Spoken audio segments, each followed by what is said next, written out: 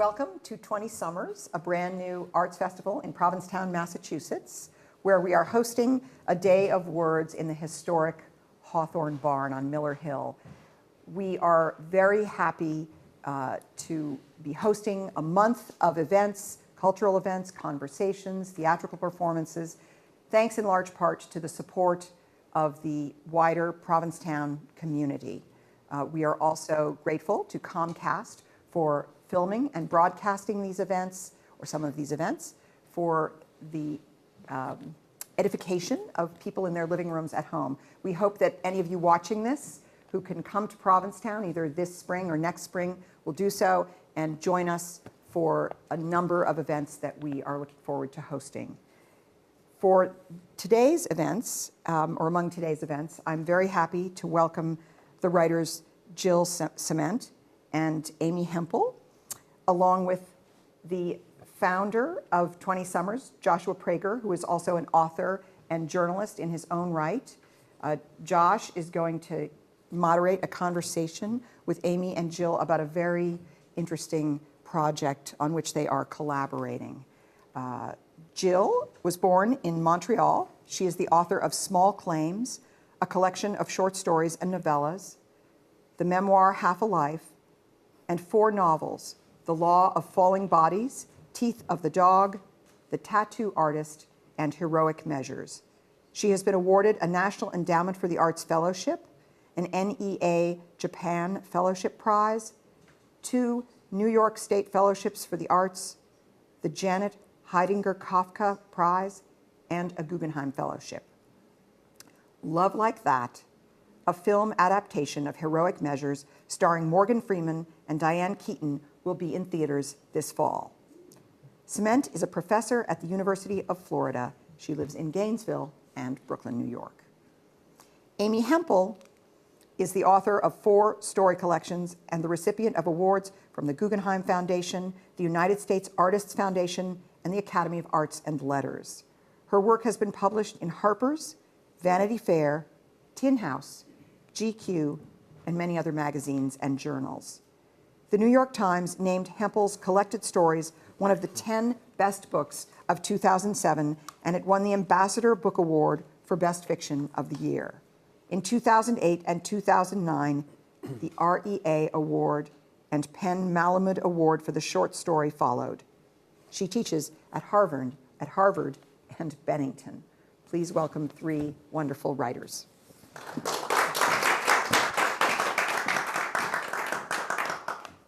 Very exciting for me to be sitting here with you beneath the beautiful window. I can tell you that for me, 20 Summers is perhaps above all about restoration and extending life. Towards that end, I made sure to get my sweater patched. The patch got patched yesterday, so my sweater will keep going. And that idea, that theme is very much in the spirit of the book that you've just written that we're going to talk about. It's very special. As we'll discuss, your book was born in the experience of Kathy Rich, and she was a close friend of mine, and it was her death from cancer that brought us together. Yes. And so something beautiful came out of something very, very sad. In the last conversation I had with Kathy, we sat outside in New York City at a cafe, and she told me a remarkable and difficult story that she'd never told me before about the dissolution of a relationship and why it didn't work. And she told me that she wanted to use this experience. She wanted to turn it into a book, but she then died before she was able to do that. And you both have now written that book. From what I understand, you've finished it like 20 minutes ago. So it's sort of incredible. So I want to begin by asking you to tell us a little bit about Kathy and tell us a little bit about this story of hers. Well, let me begin with Kathy, and maybe you can do this story. Okay. Kathy was probably the most remarkable person I'd ever met. When she was, I think, 32, she was given a death sentence.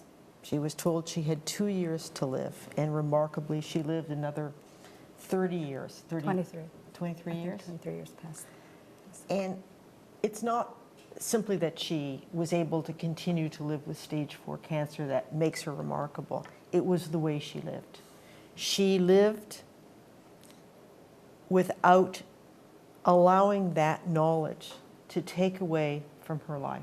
She went to India and, After becoming fluent in Hindi. yes, to study Hindi for a year, living with Jans, living in really a rugged situation, knowing that she had to have tests, okay, every few weeks. She went bike riding right after she had, Through Turkey. through Turkey, right? I mean, she wrote 2 books with a death sentence on her. And her last book, the most remarkable part about her writing and her last book, which was about her experiences in India and learning, it's called Dreaming in Hindi, is that it's enough pressure as a writer to finish a book, and they take so long and they're so difficult to do. And even knowing that time was ticking, this woman rewrote it and rewrote it until she got it right. And that to me was probably the most remarkable thing I've ever witnessed. About this book project, Kathy wrote nonfiction quite brilliantly. Had worked as an editor at major magazines as well over the years. And she and I, as well as she and Jill, had a number of conversations, I would say in the last year or so of her life, about this novel. She wanted to write about her experience with somebody we believe was a true sociopath, romantic relationship. She wanted to write about this in the form of a novel. And we talked about it, and because she didn't live to get to do it, and because we knew what she wanted to do, we thought, let's do it for her. Wouldn't she have gotten a kick out of this? Wouldn't she get a kick out of this? And she became very much in the room, very present during our collaboration. Right. She was the third, collaborator on the project in a very real way. And it came to be that, of course, while that remained the core of what we did, Jill brought her areas of expertise and passion to the story, and I brought mine to the story. But the core of it remained very much Kathy's story, the stance she had toward this experience, very much that of the main character in our book. We'll speak more about collaboration between the 3 of you, but tell us a little bit more, just the basics of that experience, the arc of this story. Well, Kathy's story was she, like many of us, answered an ad, I believe, or placed an ad in the London Review of Books and met someone. And this man, they had a really intimate relationship, mostly online. And it took maybe 2 years. No, Not not quite. quite. Not quite. But not quite. But intense long. An Real intense period of time before she discovered, of course, that he had a totally different life and that he was in a relationship and he had more than one woman. Okay. Oh, he was romancing women with grand gestures all around the world. And, it's not that a woman is taken, okay? It's not that a sociopath picks out a woman and finds a way to entice her and then, of course, derail her. It's that Kathy was probably one of the brightest, most accomplished people I've ever met. Yeah. And so the idea that this can happen, believe me, it's happened to many of my friends who have been just as accomplished, and this is what really intrigued us. How does this happen? How can a woman who is brilliant, accomplished, Beautiful. mature, beautiful, end up being preyed upon by sociopaths? And who does this to somebody nearing the end of her life? The degree to which he pulled her in is that he asked her to marry him. That's how far it went. But she learned he was doing this a number of others too. And what was also remarkable was the way in which she learned this. I think she had a computer repair person over. A very young woman from Brooklyn. Yeah, and she said, it was when he couldn't meet her for Christmas. The big sign, okay? The only man who can't spend Christmas with you. It's a big sign. Gals out there, Red listen, flag. red flag. And she just asked this kid if she could hack into his email. And the kid did. And she Got it all. got it all. And she discovered this absolutely secret world that he had. And He lived in another country, which helped yeah. the distance. So clearly, the birth of this book was unique. I don't know of another story like it where someone passes away and two of their friends sort of take over the project. And even the name of the author you've chosen, right, is an amalgam. What is it? Well, her name is Kathy Rich, so we're writing it as initials A, J. Rich. And so tell us a little bit about the particulars of how you came together and decided to do this. How long after she passed away? How did that work? How long was it? Not that long Not, afterward. not long. We were Probably. devastated, as were quite a number of people. And I think it was just the desire to keep her with us and to honor her. And Jill is a novelist primarily, and I write short stories. And we just thought, well, let's just do this. And we both wanted to do something different within our own writing.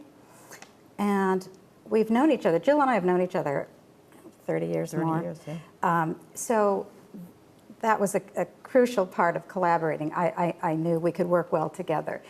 And how did you initially come upon the process that led to writing the book so quickly? What was that collaboration like? Well, at first, we were in the same city.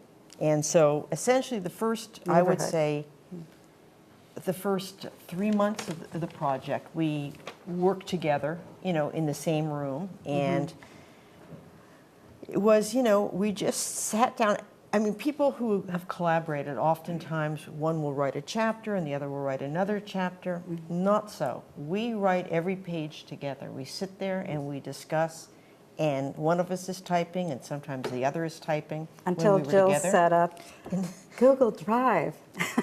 And Google Drive it's an Miracle. extraordinary thing. You're online and you can both see the same screen. We're in 2 different places, and you can both edit and stuff. So essentially what we do is we have our telephone and we're looking at the same screen, and we're both typing. Sometimes she's typing, sometimes I'm typing, and it's a kind of remarkable. It's really intimate. The first time I went on it, after Jill set us up, I sort of screamed into the phone. I said, "It's writing itself." And she said, "No, you idiot, I'm typing." It was just coming up on the screen, on my screen, but I didn't quite understand the mechanics of it. But It's, but it's true. I mean, sometimes I'll say, maybe we should have a scene, and suddenly it's happening before my eyes. And it's Kinda magical. It's very thrilling, I have to say. You spoke, obviously, Kathy was part of this in the collaboration. Were there certain details that you knew you would piggyback throughout? Did you have the whole sort of story in your brain from what she told you? I would say we had the deception. That was basically Betrayal. the betrayal. Jill, we were talking about this yesterday on the drive up yesterday, and Jill said, we didn't experience the betrayal, this particular betrayal ourselves. We saw a dear friend go through the betrayal. So we were once removed from it, but it was central, that betrayal. Go ahead, But, Sam. oftentimes, at least for myself, I need many years to pass before I can really write about something that was incredibly emotional to me, simply because I don't have the objectivity yet to do it. But because we didn't really experience the betrayal, we didn't need that time. And that was a really interesting experience, to immediately go at something that normally would have been, derailed me. And we brought, as I said a moment ago, we brought our own passions and interests and and such to the writing. So, for example, a few years earlier, I had enrolled at John Jay in New York City, the College of Criminal Justice, and I, for a time, was pursuing a degree, a master's in forensic psychology. So this was already an area of great interest to me. And our main character is a woman studying at John Jay, who's going to be a forensic psychologist. And Jill, for example, had lived in Williamsburg, in Brooklyn for a while, and knew a great deal about the neighborhood, and kind of urged me to move there. So we, that's where we started writing the book, as Jill said. But Jill, with her knowledge of that setting, we brought a lot of that there. Another element, Jill is a very good diver. An avid diver, yes. And so she brought that. I do, for years I've done dog rescue and shelter work in a kill shelter in East Harlem. So all of these things started coming into the story and amplifying and amplifying the realms, that we worked in. But so Kathy contributed the sociopath. Yeah. And we contributed the other things. But really, but yeah, it was very, very, very unnerving, to say the least, to see, going back to the core of it, if Kathy could have gotten pulled in by this guy, and I met him when he came to this country, and I was charmed, I was pulled right in, then anybody can be. And we looked at victimology, how is this possible? Anyway, I'm getting ahead of it. Go. Well, the unique circumstances of this book aside, did you write in a style different than you've written before in your novels and in your short stories? And if so, how would you describe it? We talk about this endlessly. I mean, I can say it's been one of the most extraordinary writing experiences I've ever had, okay? And, for me, what was so interesting was that so much about writing when you're writing on your own is to try and instill into whatever you're doing, your personality, the way in which you see the world. And you're looking for a kind of uniqueness to add to the story. But when you're collaborating, you can't do that because you would be dominating. So it's almost about a release of ego in a way that is quite remarkable. Yeah, the absence of ego was very striking. I mean, I could write a sentence and Jill would say, I'll kill you unless we take that out. And I would go, well, sure, yeah, it sucks, and vice versa. So in that way, no ego. One of the great differences for me is that my own work is more language. And I work shorter and shorter. I'm writing shorts, prose poems. And so to work on a novel, I mean, it just, it was plot driven. This was plot driven, and I had never done that. Story, what happens, had never been the main part of my stories. And luckily, as a novelist, Jill knew, among other things, okay, this has to happen now, and then that has to happen there. She knew how to do that. Do you envision that this experience will in some way inform the work each of you do in the future separately? It would have to. I mean, it has been such a, writing is such a private thing. And you're in your room and, you can read a Paris Review interview. You're curious to know how other people go about it. But to sit and really witness how another mind works, and that's essentially what we did. We got to see how, I can't imagine that I would return to my writing. Well, I may never return to my writing, but that's another thing. I just can't imagine, I mean, it was so, it's I mean, listen, for me, what fiction really is about, the one thing that separates it from all the other arts is it's a one opportunity that a human being has to enter another human being's consciousness and to really spy on consciousness. And to do that in a collaborative thing, it changes everything. And it's such a remarkable thing. And what concerns Amy, I would be so surprised what she would be concerned with, because it didn't concern me. And then when she was concerned about it, suddenly I would realize that's what I should have been concerned about those last 5 books. Well, but we were talking about how, for example, because Jill is an accomplished diver, she would start talking about her, we have a diving places in the book. And I would say, yeah, but how do you do that buddy breath thing? And then she'd have to talk it out. And so it became, there was a clarity, which didn't work like exposition or explaining everything away, but it was just a clarity. And I would talk about the work I did with the dogs in the hideous shelter that were going to be killed the next day.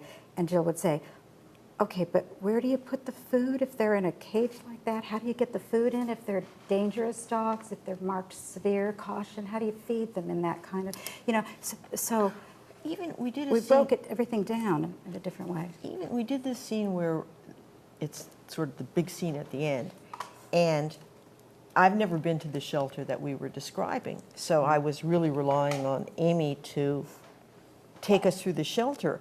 But when I couldn't see something, I would say to her, but what is over there? And it was almost like the reader, it's almost like you have simultaneously a writer and a reader, because the reader's asking, wait. And so what happened is we would guide each other. It was like one was blind and deaf, and the other one could see and hear. And then we would switch these roles. And I have to just say that there were a few places we really fell down together. Many places. And like the sex scenes, okay? Sex scenes. God, that was and so there was, fun. I mean, they're hard to write anyway, and I've avoided them as much as possible, but there were a couple places it was inevitable. And I remember the first time we were doing our best, and it wasn't really working.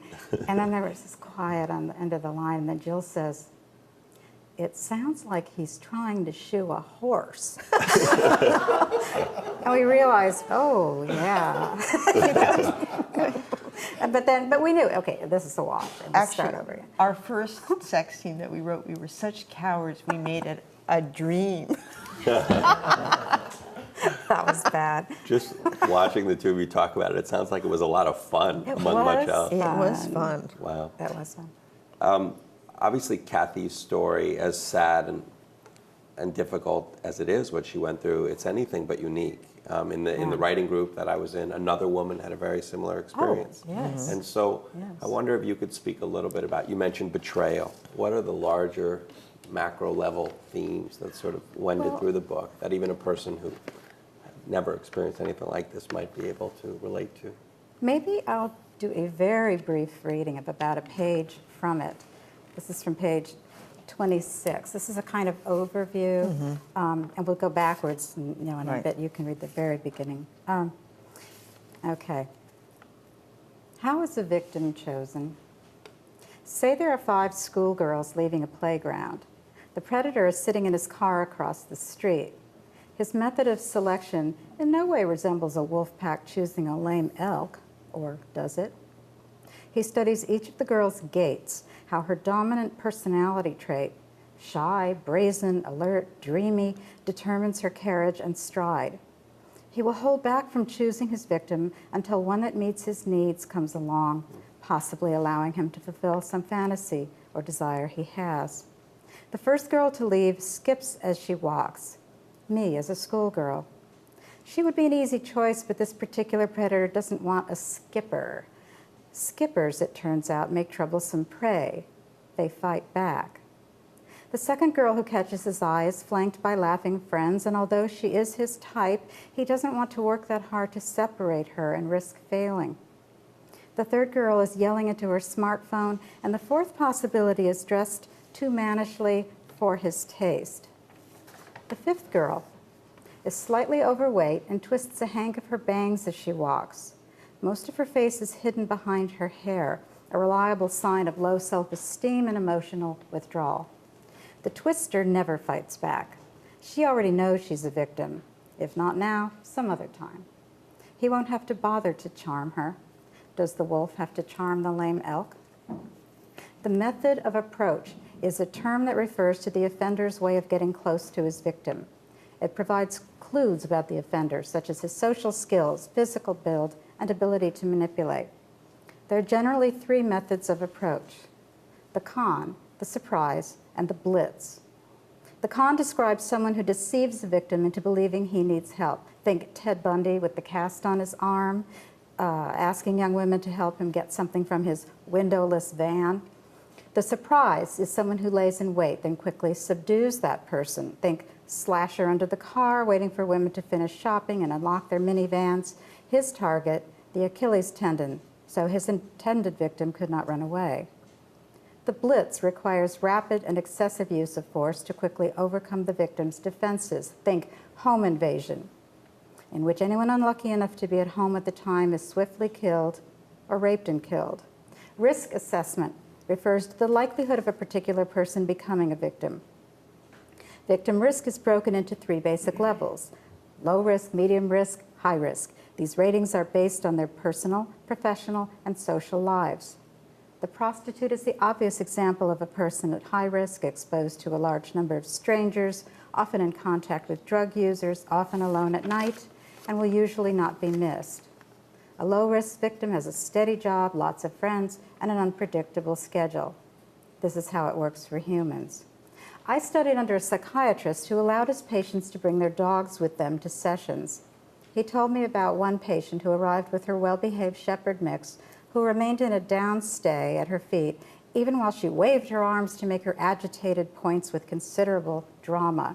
But another patient, he told me, sat uncommonly still beside his Gordon setter, speaking in a calm monotone, a patient on antipsychotic meds, and his dog got up and paced nervously in the office, even sounding a low growl and showing flattened ears. The point?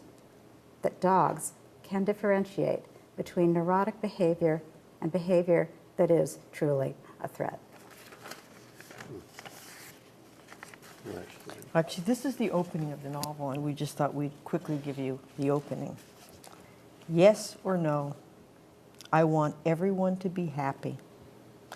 I know what people need without their having to ask me. I have given blood. I would donate a kidney to save a close friend's life. I would donate a kidney to save a stranger's life. I generally appear sincere. I give more than I receive. People take advantage of me. People should generally be forgiven. Today, I would not answer any of these questions the way I did a year ago, and I'm the one who wrote the test. I was going to be the person who changed the definition of a predator by identifying what makes a victim. The test, it was part of my master's thesis in forensic psychology at John Jay College of Criminal Justice. A philosopher once said, "The threshold is the place to pause." I was on the threshold of having everything I wanted. Here is the question I would ask today: can I forgive myself? Well, I have a question for you. When I spoke to Kathy, when she told me this, I had this deep feeling, this fantasy that I wanted this man to get his comeuppance. And in your book, I understand he does. Oh, and I he would like does. to tell everyone how that happens. And also, do you know who this man is, and might he learn in real life of this book, and are you taking steps to make that happen? We kill him on page 4. How? We'll save We'll say- that. yeah. But Okay. it's bad. Really bad. He gets his just desserts. Yeah. And what about in real life? It is possible. He could learn of this. Would you like him to? Do you? Do you know if Kathy wanted him to, or what do you? That's a really That's an excellent- interesting yeah. question. My guess is Kathy would have liked him to know about this. My guess is Kathy had not an iota of revenge in her. I mean, someone facing death, really, revenge is like the last thing. But I think that she would like him to be cautioned. And I think that if he were to discover this book, in a certain sense, he would be cautioned. We wrote it, and we really did finish the first draft, last Sunday? Yeah. Last Sunday. So we're doing some fixes throughout now. But we wrote it using his real name, because it was more vivid. And driving up yesterday, we were running through, okay, but what should we really call him when we turn the book in? And we ran through all these men's names, and we figured, well, wait, it has to be the same number of syllables and the emphasis the same, so the beats in each sentence will work the same way. Poets will understand that concern. Right.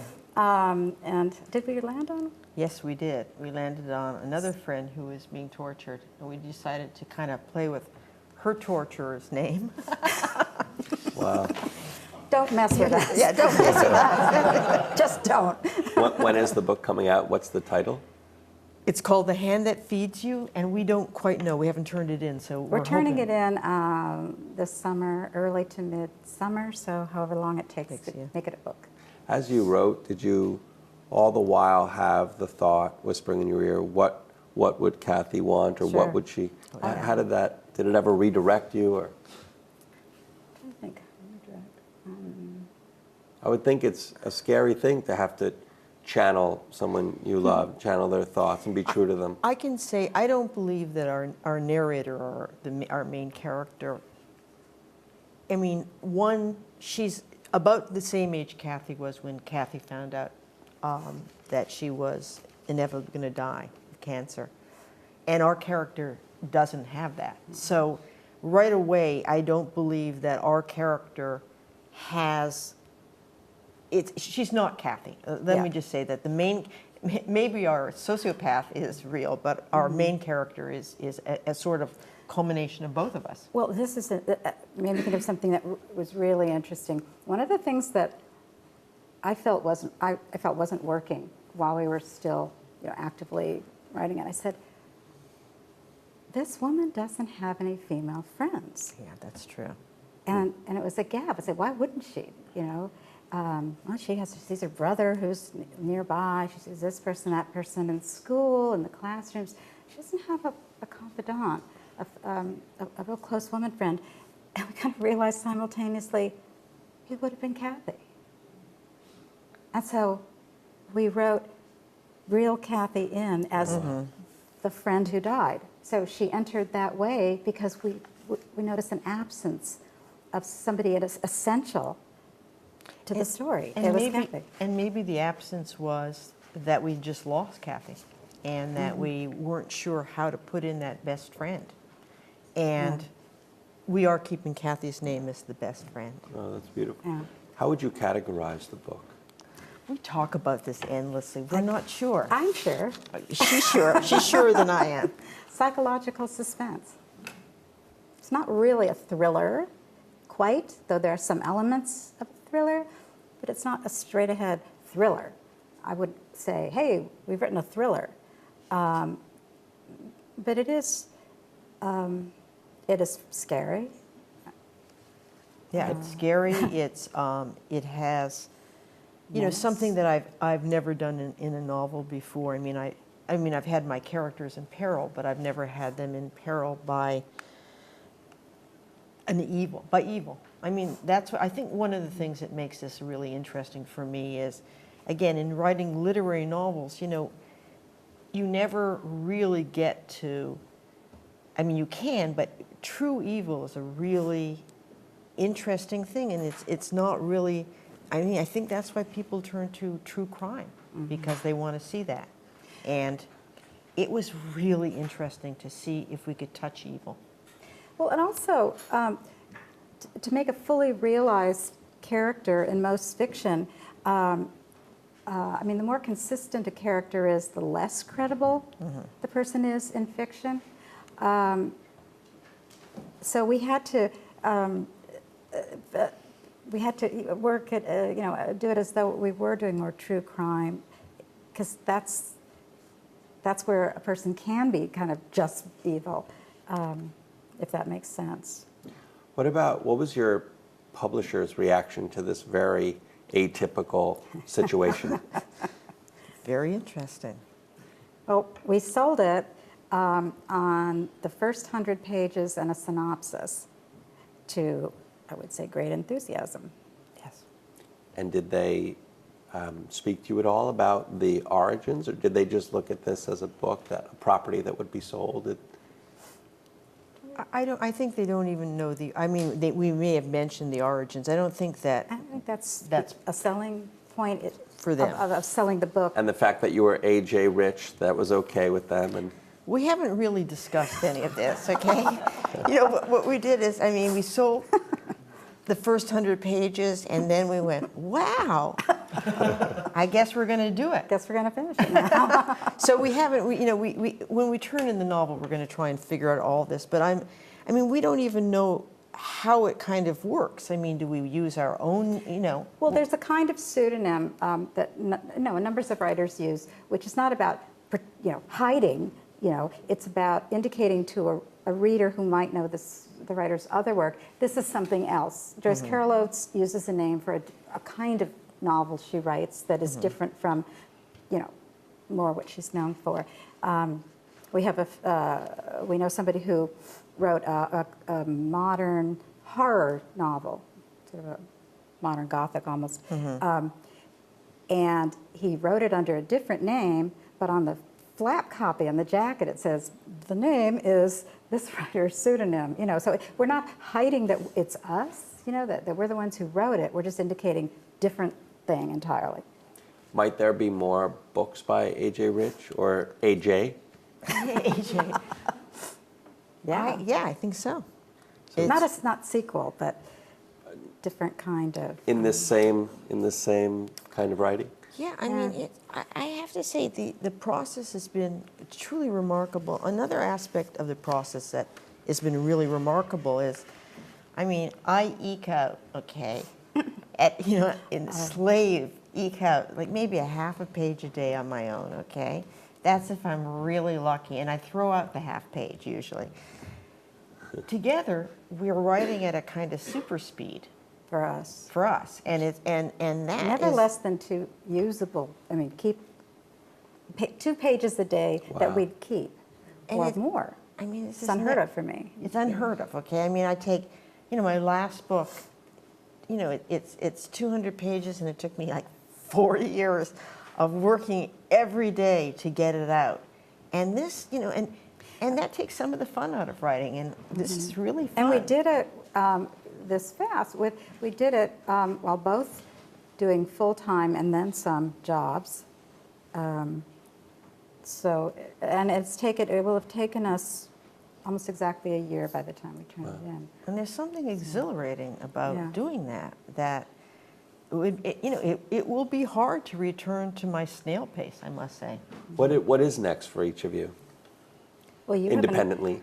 I have a Jill's novel coming under my own name coming out next year, and so Can you tell us a little bit about that? it's called Act of God, and it is a sort of comedic horror story that's going to be coming out with a different publisher.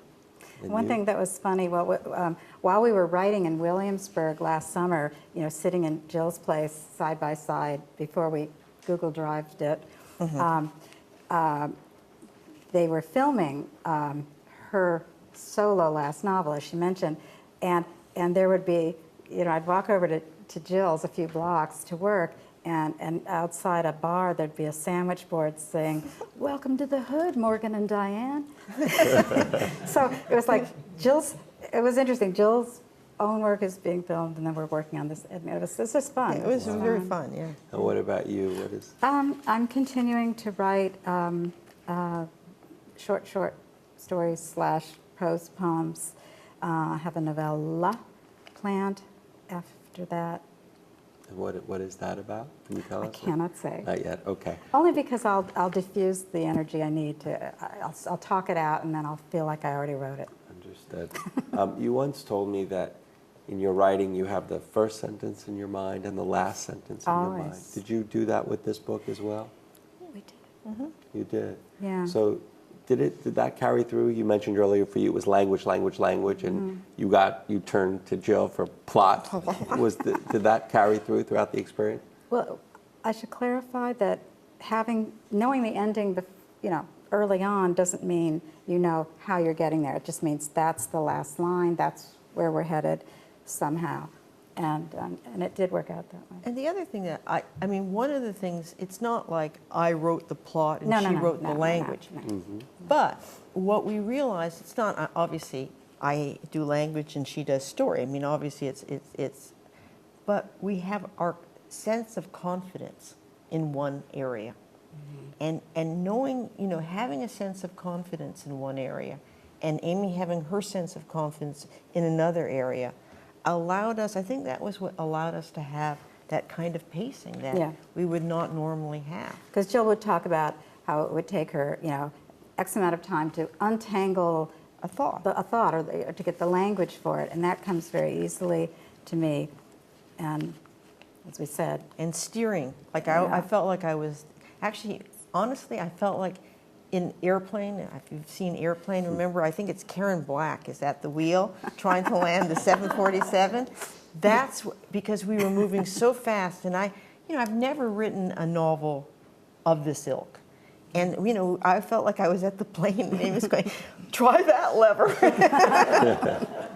But it's thrilling. As I say, the last conversation I had with Kathy, she was speaking about how unbelievably important this was to her. Yeah. I'd almost, and it might have been my misunderstanding, but I came away from the conversation thinking that she'd sort of begun, but she hadn't. No. So it is a beautiful thing that you've taken this last true wish of hers and seen it Yeah. through.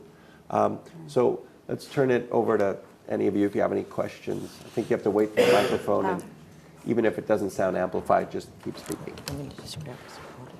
When you started this process, how much did you know about this man? Did you have access to the emails? And did you ferret out more information, look him up on Google to flesh things out? She showed me, she showed you, didn't she? We'd seen the email evidence, the discovered hacked emails. I had met him when he came once to visit, and a bunch of us went over for dinner to meet him. So I had that. And everyone was charmed by him. It's not as, he was a very charming man. Well, these people, they have to be. They're charismatic. They're seducers, Yeah. But- And what else did you asked? What else we knew about him? Did you ferret more information out through Google or We didn't really need to. We had a lot from Kathy's experience because we'd followed the good part of, the ascent of the romance when it seemed like a real thing and a good thing, and then the horrible betrayal and the aftermath. We knew really all we needed. Plus, we kill him on the fourth page, so you don't need that much information. And then there's a fair amount of invention about his story, and then there's the invented part too.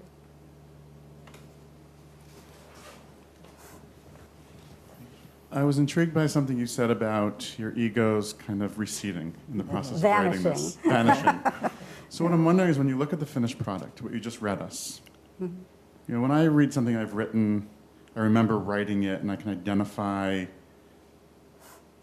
maybe the pain it took me to write that or the pleasure it took me to write something. When you read the introduction or page 38 or whatever it was, did you identify it as, were there parts of it you could identify as your own?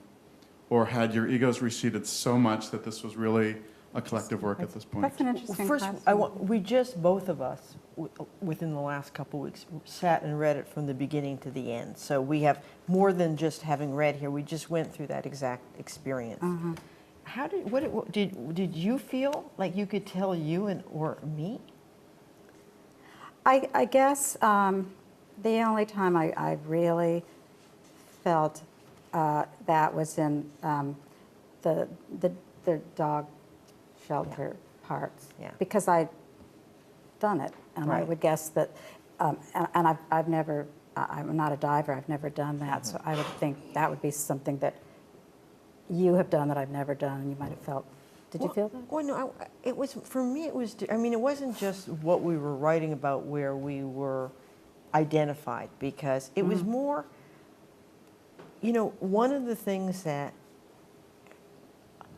I kept pushing and Amy kept pulling, okay? Oh, the slowing it down. The slowing it down, and I'm pushing to get this thing moving, okay? And she's pulling to get it to slow down.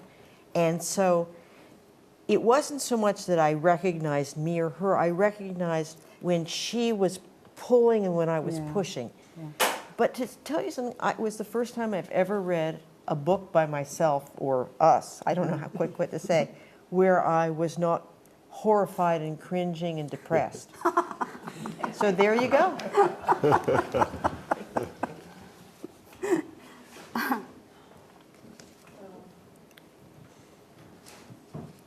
Thank you. I've kind of vague question here, I think. But I believe that through reading, people gain empathy for others and compassion for others. And so I just wonder, you know, if you feel the same way, and also if writing, you know, does it do the same thing only tenfold, or does it do it in a different way? Well, I'm creating the feelings for who? I guess when I read, whether it's a work of fiction or, you know, or a biography or a memoir, I feel myself kind of losing myself and entering into the world of the other, or the created world. And so I'm just trying to imagine how actually writing about someone and also with someone, is it what that experience is like. That's Well, I mean, maybe this isn't quite a direct answer, but what you made me think of is pretty much the job of writing anything, maybe amplified in this case, but I write not what I see necessarily, but what will enable you to see what I see. And I think Degas said something like that, but better, you know. Yeah. You know, and one of the Impressionists said something like that. right. So is that kind of the perspective that you're always taking? Is Well, how I can am. I write something so that my How readers can I make can? you feel what I feel when I think about this? Yeah, Is I mean, similar? I mean, if Tolstoy wrote this thing where what writing really is that you have a profound feeling about something, and then you have to create a form that can evoke that in another person. That's your job. It's not about how you feel. Oh, God, It's no. about how you create something that another person will feel that. And that everyone who reads that thing, it's like a gigantic conversation of people who have all experienced the same emotion, and that's our job. Our job is to create that emotion in lots of people. And, you know, it starts with your own feelings, but it isn't about your own feelings. It's about creating that feeling in another. In a sense, because you were writing, you were channeling someone you loved, you were channeling their story. That remove was sort of built into this experience. Yeah. And I found in my life that a lot of times people will make assumptions about how difficult a certain experience is that you've been through. But in my own life, I think maybe the most difficult experiences have been when someone I love is suffering, Yeah. because you're powerless. And so here you were able to sort of, through this incredible opportunity, in a sense, you were able to take what was so painful for you because your friend was suffering and deal with that. And the interesting thing about your question about empathy and everything is, you know, the sociopath is a person who is incapable of feeling empathy. Say that last name. A sociopath cannot feel empathy. The sociopath, right. And I wondered, just personally, if in the course of writing about this kind of person, would I come to understand, or not even quite sympathize or empathize, but would I come to understand more what's back of a sociopath, And I found I didn't reach any softening of feeling or understanding for that kind of person whatsoever. Well, One last, Last maybe a question? last question? Were you concerned at the beginning of this process about what the effect of collaborating would be for your friendship? And did you have safeguards in place for, A safeguard? you have a safe word? Well, our safe word, our safe word, we always began with no ego. Because Or don't throw up, but what about, you know? Really, and that became really unnecessary. I can say we never had an argument. No. We never, because our whole goal was to see what we could get on the page. And if Amy had a better idea than me, I would get, thank God, okay? Because I had neither of us had any vested interest in being right. So no, actually it's We kind didn't of have surprising. safeguards Yeah. in place. I think because we've known each other for so Yeah. long, there's trust, there's understanding. And what it is it's a mutual. It's like whenever you do work with somebody else, the goal is what you're doing. You're both focused on that, and whatever will make it work better is what you want to do. So maybe the ego is in the work.